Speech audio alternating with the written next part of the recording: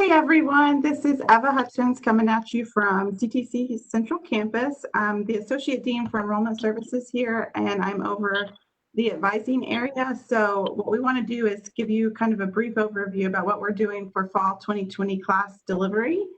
And we are going to be talking about how the registration piece works. And then at the end, I'm going to pass it over to some colleagues of mine on the faculty side, and they're going to talk about the experience in the classroom for what we're doing.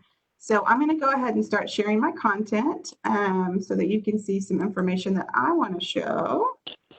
So, all right.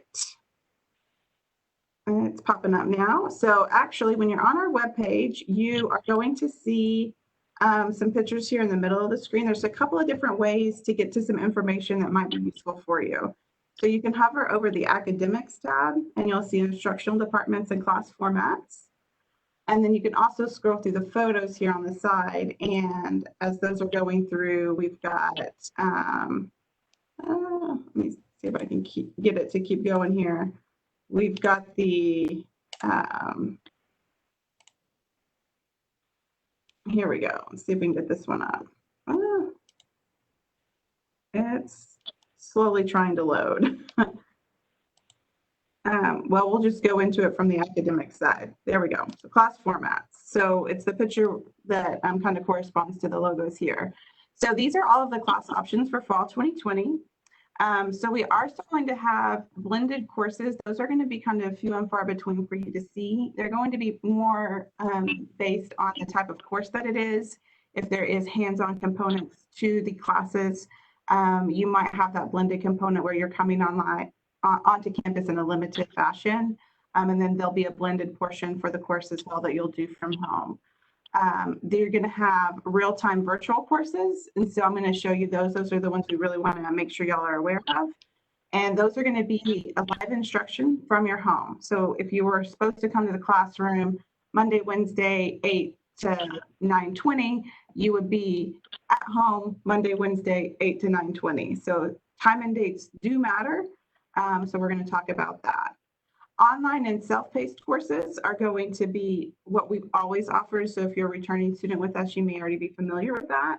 If you're not, the instruction and the testing is fully online, and it is not based on a time and a date as the real-time virtual courses are, but they are based on assignment due dates. So you will have your assignment due dates within the class itself that you will have to follow, but you don't have to commit to a time and a day to be in front of the computer where you would have that commitment in the real-time virtual. So that's kind of the difference. As far as on campus, I mentioned that kind of briefly at the beginning. Instruction is going to be limited face-to-face. There's not going to be a lot of those, and it's just for some of those courses that have hands-on components in some of our technology programs or vocational technical programs, and nursing is one of those as well, where they're still going to be meeting to do their practical coursework that's hands-on. So that's where you can go and find specific information on our website about the different formats. So I wanted to show you guys that. I'm going to switch on over here. I've got myself logged in as a student, and so I'm going to show you the registration side of what this is going to look like. Before we delve into that, I'm going to go over a couple of other things. If you're a continuing student or a new student and you've been told you have to provide bacterial meningitis vaccination before you can attend, that will only apply if you are actually coming on campus. So for online coursework and the real-time virtual courses, you will not have to worry about turning in that requirement. If you don't have that turned in, that registration will still be possible for you to do without having turned that in. It will only be a requirement if you're coming on campus. As I mentioned before, time and date for the real-time virtual is important. I'm going to keep emphasizing that because I don't want you to think just because you're staying at home that you don't have a time and date commitment. So we'll go ahead and I'll keep mentioning that throughout my session. All right, so if you're a current student with CTC and you log in to WebAdvisor, this is your landing page. You're going to click on Students. Once you click on Students, you're in our self-service area of the system. And so you might see things called self-service or Eagle self-service. And actually, that's where I'm going to go Somebody's wanting to annotate. Yeah, it went away, so I'm sorry, whoever I did not catch. But on this side, academics and registration kind of lives in the lower right-hand side of the screen, and I'm going to point you toward Eagle Self-Service. I'm going to click on that. Takes a second for it to load.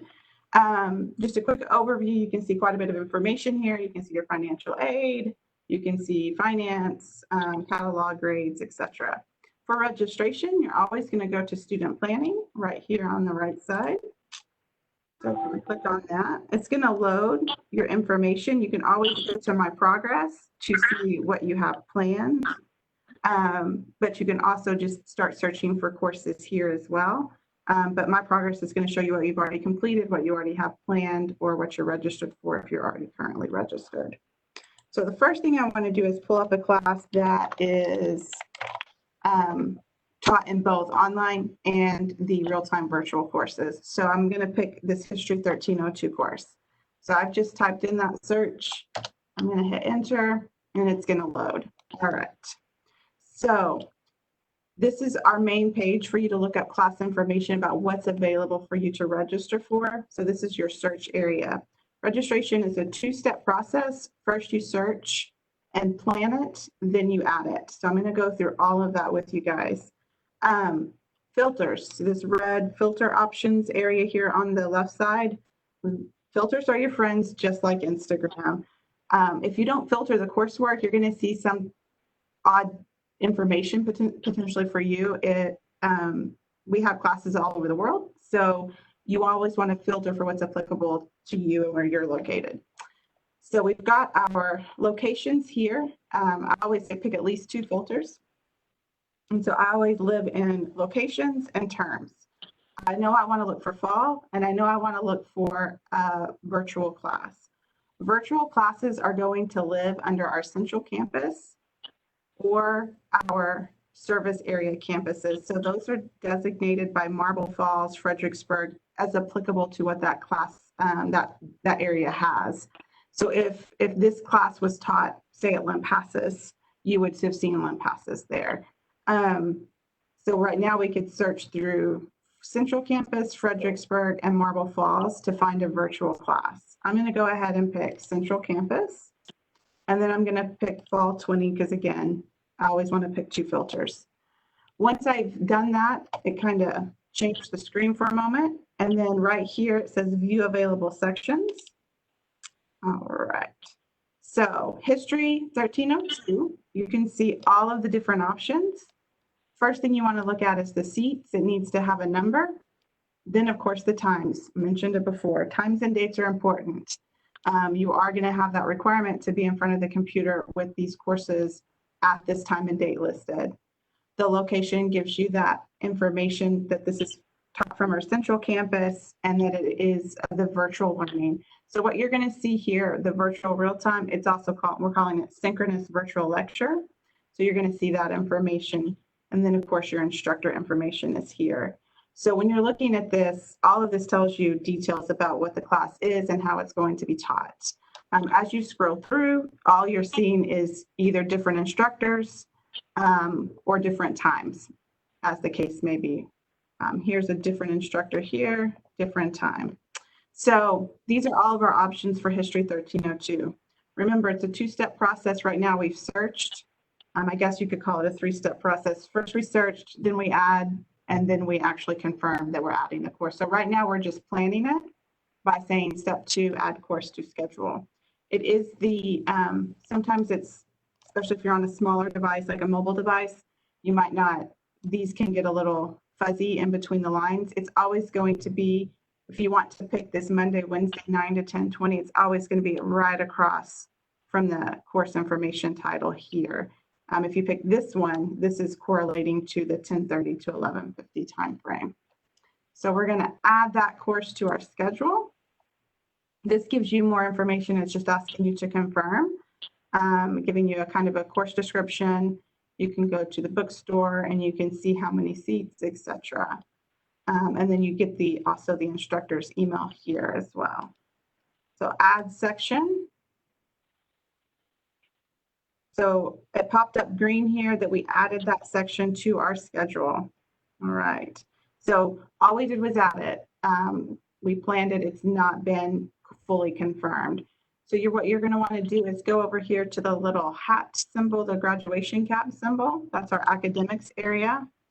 Once that opens up, you're going to go under student planning and plan and schedule. So we were on a search page. Now we're on a plan and schedule. As you can see, this History 1302 course that I saw that was a Monday, Wednesday is now planned on the schedule. You can see the time frame in the calendar here. If you want to add it to your plan for the fall, you do have to hit the register button. So once you hit register, this little area is going to turn from kind of this tan brown to a bright green. So for you to be registered for the class, it does need to be green. And that is the full process of registering for a class. And that was one that we picked out that is a real-time virtual class that is going to have that capacity for you to do the class from your home, but with a time commitment for the day and the time. All right. So I do want to show you the blended courses. So I'm going to go ahead and search for another course that does have that blended information so you can see. Again, we want to filter by the location, Central Campus, and the fall 2020. Once I view the available sections, this is where it's different. It's the same type of filter for these two types of courses, but you'll see the information here does say online blended lecture. So this time component, it's going to speak to a classroom here on our Central Campus. Okay. All right. So if we were going to go back to our student planning and our plan and schedule, let's just say I'm looking at that and I'm like, I don't know, Monday, Wednesday, 9 to 10:20 doesn't really work for me. I think I'm going to change that to an online course. So before you could change it, you would need to go in here and drop this class. So you just have to confirm. So we want to update. So now I'm like, I think I want to do online. I'm going to switch over on my search. And this time, my filter is going to be distance learning. And it's going to be fall 20. Now, I wanted to show you guys this. This shows you that the course is planned because when you removed it and you dropped it, it stayed on your plan, but it was not actively registered. So that's why you can see that course there. Once you filter it by distance learning in fall 20, you're going to pop open the sections. And at this point, what you're looking at here, this location information, no face-to-face.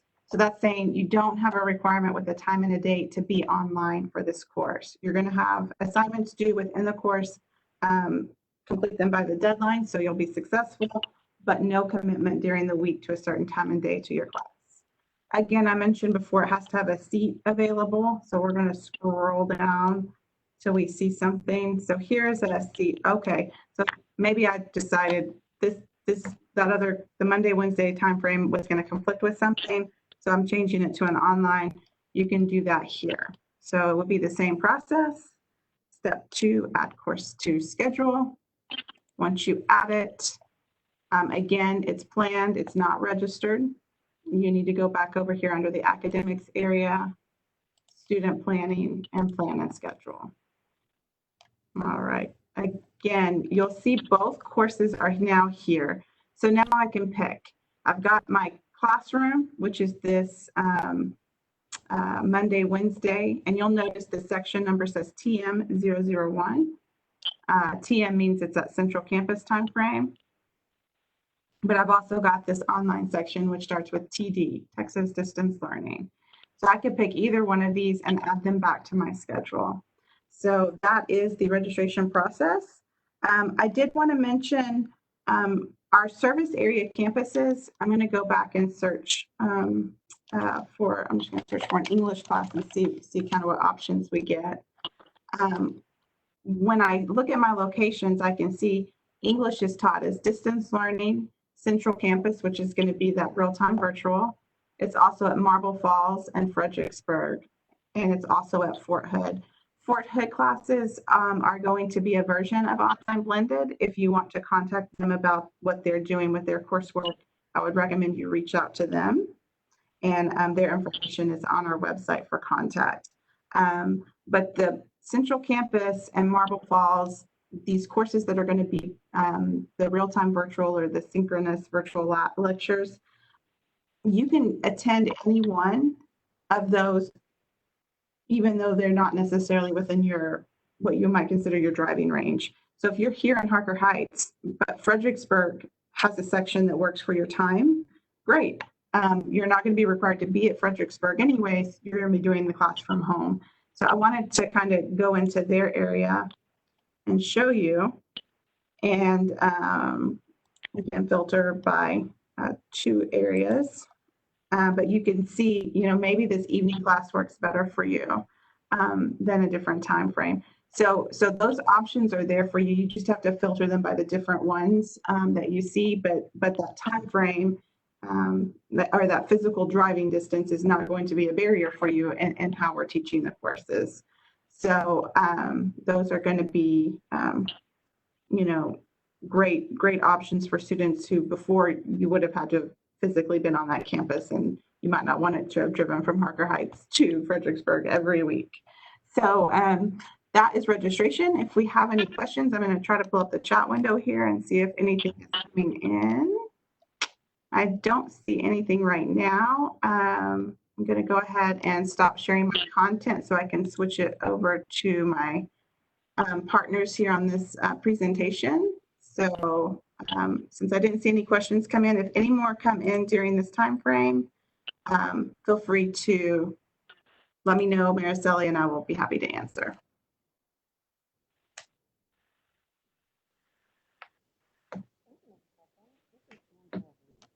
Angela, we can't hear you. We're good. And wait, let me unmute you, Angela.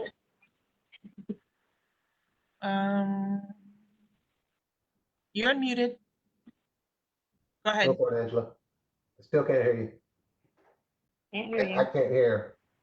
There's an audio problem. Deborah, I don't know that we can hear you either.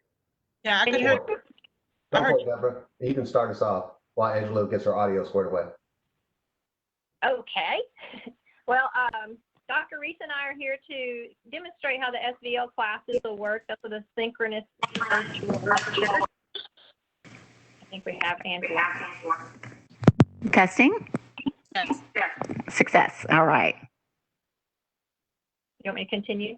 Okay. And so we're going to demonstrate how those work for you. And as Eva shared, those are classes that have a designated day and time that you will meet, but in a virtual classroom.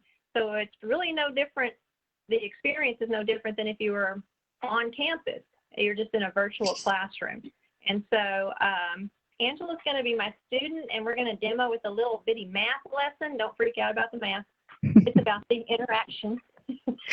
Okay, so you can share you, Angela. Okay, I will. And I'm Angela Reese. I'm sorry. I think 3rd time's a charm here. I hope you can hear me now. I'm a professor in the business department. And as Ms. Prescott said, I'm going to be assisting her. I'm going to be the student today so that you can see what to expect. The one thing that we want to make sure to reiterate, I know that everyone has already said it so far and will probably say it a few more times, but if you're going to sign up for one of these real-time classes, you are expected to be there. You are expected to participate. Most of your instructors will want to be able to see you and hear you and interact with you, ask you questions, just like if you were in the classroom. So you're going to make sure that you need to be prepared for that to be able to interact. So if you know you have to work every day at 9 o'clock on the weekdays, my class is at 9 o'clock on Monday and Wednesday. So you wouldn't want to sign up for that because I will expect you to be there to be in attendance. And again, this is very new for us. This is the first time that we're going to be offering it. So if you have questions, make sure to ask. That's one thing that we always want to share with our students is when questions come up, don't sit there and just ponder it and not ask that. Make sure to reach out to your instructors. If you're confused about something, if something's not working with technology, just like they couldn't hear me a few minutes ago and neither could you. So you want to make sure to speak up if you're having any concerns. So I'm going to share my screen with you in just a moment. Most of your instructors will most likely be using what we call Blackboard Collaborate. If you attend new student orientation, one is coming up actually this Thursday. If you'd like to attend that, we'll go over a lot of details about Blackboard and how to access it. And as I said, a lot of your instructors are going to be using a virtual tool inside of Blackboard. Other instructors may use something different, but most of us will use this that we're going to be demonstrating to you. So how do you access it? Let me share my screen, and I'm going to show you a couple different ways that instructors might provide this access to you. So I'm going to go to my course. So this is my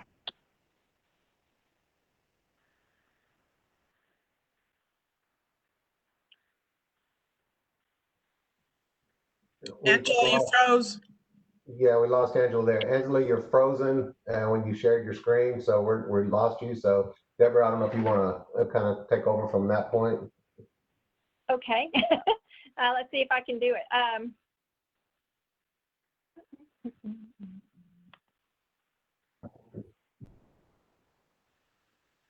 Okay, your video's back, Angela, but you were muted again, so we couldn't hear you. So, Can you hear me now? yes. You Okay. want to try again? So this is a perfect example of how sometimes technology will fail you. So rest assured that we understand that those types of things are going to be happening. So I'm going to try again, and give me just a moment.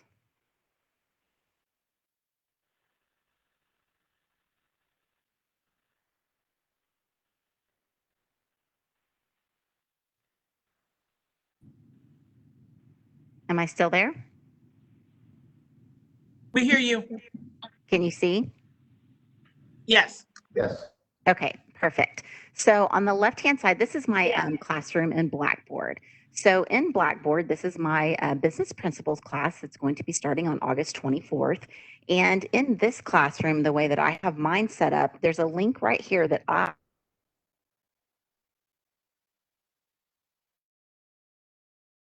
online.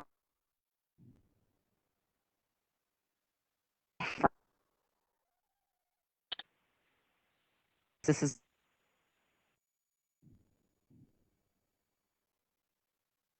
gone.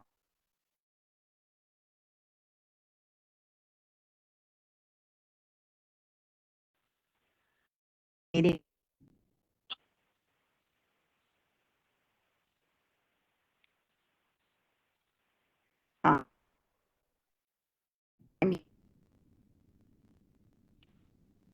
Other instructors will have it set up differently. So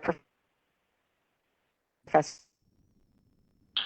her class now I'm in her college algebra course, and what she does is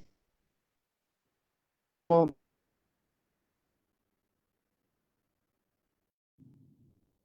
go over messages. We're going to going to select. I'm going to see. So you're going to want to make sure not to join at the last minute. So it's going to go through and test your audio and your video.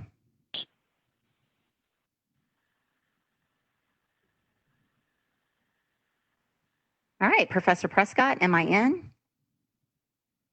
You are in. Can you hear me okay? I can hear you. Yay. Okay.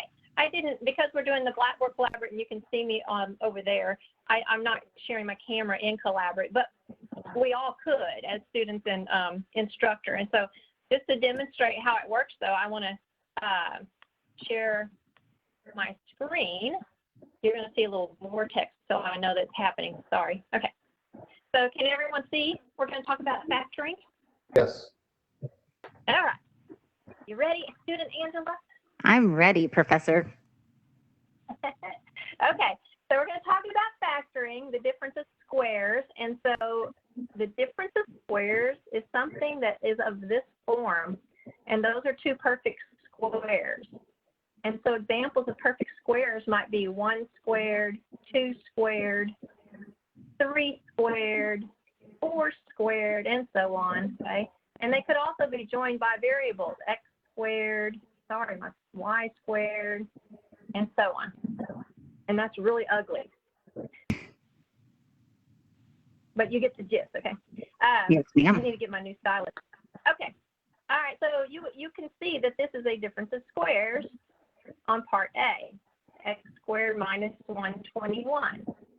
So when it factors, it looks like a plus b in parentheses and then a minus b in parentheses. So for part A, my a would be x, correct? Square root of x squared. And my b would be 11. That's the square root of 121. So if I follow the formula, student Angela, what's it going to look like? Just like you have In it. the first set of parentheses, it's going to look like x plus 11. And then the other set of parentheses is going to be X plus 11, minus 11. x minus 11. Yeah, exactly. You got it. So part B is also a difference of squares, right? And this is, as you're learning it, easier to label A and B for your formula, and then you can fill out your formula. So what's the square root of 64x squared? That's what my A would be. Did I hear 8x? I heard 8x. You did. What's B going to be? What's the square root of 81y squared? 9y. Very good, 9y. And so if I put that in my formula, the factors are going to look like 8x plus 9y and 8x minus 9y. And there's the factors. So now you're good to do another example all by yourself, right? Yes, ma'am. So in our math classes, what we do, a lot of instructors use workbooks. This is my college algebra workbook. The students order the workbook through the bookstore, and so they're sitting there working through their workbook as I'm working through my workbook. And so we'll go through some examples together, and then they'll do some on their own, and we'll discuss them. And that's kind of how it goes in most of the math classes. Okay, let me see if I can do this. Okay, nope. So I'll just talk and you don't have to worry about sharing with me. We finished the math classes. I'm going back over to the web. Let me not let you. What are you seeing right now? It shows video preview. Uh-oh, can't access camera. Okay. There we go. Oh, you see that? Okay, great. Let me get off of the share stuff. Hang on. I'm going to stop sharing. There we go. Okay.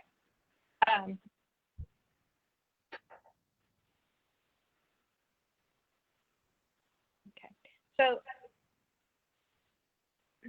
the math department finished the spring semester with these with the virtual classroom, and it worked pretty well. It didn't take long for everyone to catch on to the process and join the session at the designated time. And understand, these were students who were in a classroom. They signed up for a lecture class in the spring, and then COVID, right? And so it was a great alternative. It worked well, and they were very appreciative to still have the instructor, engagement and being able to ask questions and I can see them. By the way, you're at home at 9 in the morning, probably in your PJs, messy hair. In my class, we didn't share the camera. We shared workbooks. And so, it's kind of up to your instructor as to how much sharing you have to do and how, dressed you need to be for class. So anyway, that's kind of up to your instructor. But it works really well. Like I said, it works just like we would be doing the exact same thing if we were sitting in the classroom on campus. So it's different from our online classes, which do not have that designated time to engage with your instructor. Okay. That's about all I have, I think. But the students were very appreciative of that contact and that opportunity, and most of them attended most days, and so it was good. You have anything Yes. else, Angela, on the? I was just going to add or remind you just to make sure to, once you sign up for one of these classes and you gain access, which is typically going to be, if you've never taken a class that has Blackboard component before, typically you have access by Thursday, sometimes not until Friday, prior to the Monday that classes are starting. So you can, get in there, look at those announcements, see what your instructors have to share with you, how they're going to be lecturing to you, if that's going to be using Blackboard Collaborate, or if they're using a WebEx or a Zoom, but they will be using some type of technology to meet with you, provide instructions for you. So again, just make sure, as you can see there, if you're just now joining us, I know a few more people have joined since we first started talking and sharing our screen. But make sure that you have reliable internet, the ability to be able to use audio and video. As Professor Prescott said, each instructor is going to do that a little bit differently. So for most business classes, we will require you to be seen so that we can interact with you. We will ask questions. You don't have to be dressed up, but we do have to be able to see you and hear you. And what if something happens? Well, we did a practice run in my department last week. And when that happened, I got kicked out of the session. My boss got kicked out of the session. So what do you do then? Well, you just log back in. So if issues happen, just come back to us. Just like a moment ago, I was talking and no one could hear me for a while. So just make sure, again, to be in communication, to be ready. Just so you know, if you're signed up for one of my classes, probably, 10 minutes in, 15 minutes in, maybe 43 minutes in, I'm going to ask a question and I'm going to expect everybody to reply to it just to make sure that people are still there. So just be sure that you are going to be able to commit to the time frame for these types of classes. Well, do we have any questions about this new form of learning?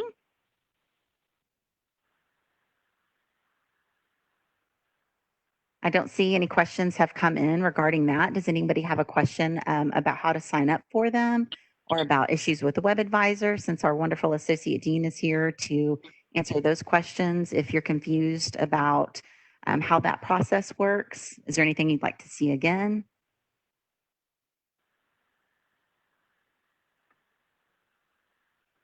Okay, well, we appreciate you being here today. We are so thankful that you've joined us, and we look forward to seeing you in our classes later this month. If you think of questions, make sure to reach out to one of us. If you have department-specific questions, you can go to the department website, and each of us have contact information for each faculty member, so you can reach out to individual faculty members to say, hey, I'm interested in taking your Monday, Wednesday class that starts at 9 a.m. What are your expectations for your virtual classroom? So we're happy to answer those types of questions as well. Professor Prescott, do you have anything else? Similarly, I mean, each department has a web page, so we have a web page that you can go to get more information about the classes and the syllabus for them, and that kind of thing. Also, though, in our department, we have a Math Express program. And so if you're a little scared about taking math, maybe it's been a long time since you took a math class, but you have to have one. Visit the Math Express website, because they can get you through the remediation and the college credit course all in the same semester. And math isn't so daunting if you start where you're supposed to start. If you start at your level and then go from there. But if you try to jump into college algebra and it's been a long time and you're not quite ready to do that, it's difficult. So if you'll take the TSI assessment, you'll know kind of sort of where you should place, and that starting there is going to be the best thing. And if it's at the college level, great. If it's not quite there, the Math Express team can get you through it, okay? All right, thank you. Thank you. Ms. Hutchins, do you have anything else? I was just going to mention, if you need to contact an advisor about as Ms. Prescott was talking about the Math Express area, if you have any questions about those courses where you qualify based on your specific information or your degree plan, what's the best track, you can also reach out to advising. I'm going to enter our departmental link into the chat area, so you can go to that link and see, advisors based on your location, and you can reach out to us through phone, email, or chat. And we do have limited appointments. Face-to-face appointments are very formatted and structured, but those are available at that website as well. We also have virtual advising appointments. So if that's something you need to talk about before you register, go to those resource pages and see who you want to reach out to.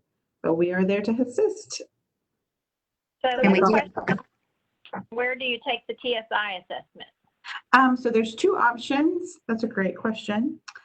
There's two options for you. We're still working where the state guidelines have been given to us, where we can give you a practice TSI, which you can do from home.